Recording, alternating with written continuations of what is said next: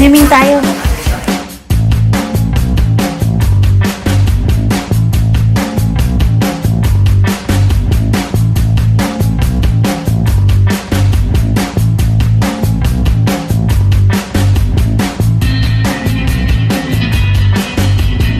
Nag-ano ka mo dyan? Mabanwit. Nag-ano ka mo dyan?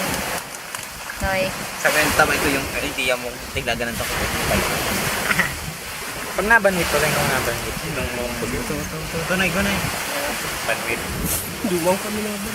Bako, di ba kong pusit? Mga sira lang. Okay na.